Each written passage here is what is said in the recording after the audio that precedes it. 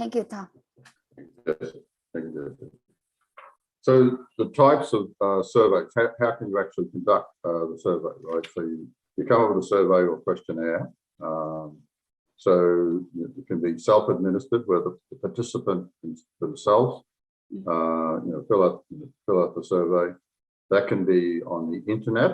It could be sent to them by post, or it could be delivered and collected questionnaire. Or you might actually administer the survey yourself, right? You might, go and do, give the survey over the telephone, or do some sort of structured interview. Interestingly enough, and we're going to see this later, these all can result in biases, right? They can all result in biases. We'll got to cover that later on. I'm very sensitive to doing surveys if it's going to help one of my students or one of my colleagues, right? But surveys take a lot of time, right? And so if I'm self-administering it, I might say it's going to take half an hour, but I want to get through it in 10 minutes if I can, right? So if I'm doing it online on the internet, and I look at the question, I'm probably going to tick off the first reasonable option that I come to. I'm not going to probably read all of the options for a question. I'm probably going to go to the first reasonable one. If you're asking me yourself, you're administering it over the telephone and you're giving all the options, I'm probably going to forget the earlier ones, right? So I'm more likely to go with the latest one, the last one you said, right? Even if I wanted to be thorough, I'm going to be worried that you're going to get sick of me asking, oh, what was that middle one again, right? What was the second one? What was the third one again? So just the type of questionnaire, just the way you administer it, whether it's self-administered on the internet, that could lead to the participant taking an early answer, one of the early options.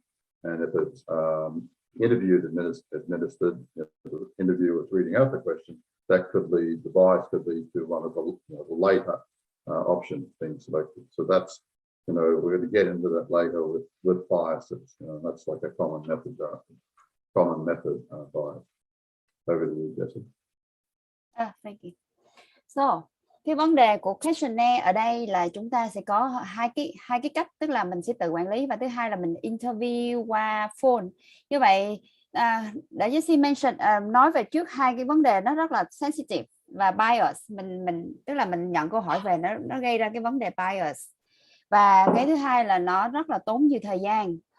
Như vậy thầy có nói cho chúng ta là ví dụ như nếu mà các bạn dùng internet để các bạn gửi cái survey á, hoặc là online á, thì khi mà tức là một cái survey có thể take của một người participant là từ 10 phút cho đến nửa tiếng.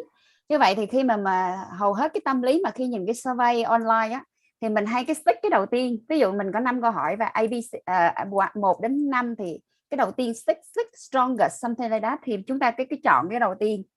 Và thường thì Jessie cũng là như vậy, và cũng giống như là mình giúp đồng nghiệp hay là một số sinh viên PhD gửi đến câu hỏi thì thú thật là cũng hơi là bận rộn cả, cho nên mọi người có một cái tâm lý là ok giúp thì giúp, nhưng mà cái stick cái đầu tiên thì đó là cái tâm lý chung, và cái đó là làm cho người đi collect survey rất là khó khăn, gây ra vấn đề bias. Cái thứ hai là thầy nói là nếu mà cái thứ hai là interview administrator mà qua điện thoại online á, thì rõ ràng bị cái vấn đề là khi mà gọi điện hỏi participant là giúp là chọn ABCD, nhưng mà khi mà mình đưa một cái list ví dụ như 5 cái thì không sao, nhưng mà ví dụ như có một cái 20 cái option để chọn, thì thường các bạn sẽ nhớ những cái option cuối cùng, the last one right? Thì lúc đó mình sẽ chọn chọn đại từ 17 đến 20 ví dụ. Như vậy thì nó cũng bias, nó làm cho cái kết quả của research nó bị bias và rất là sensitive cho cái survey research.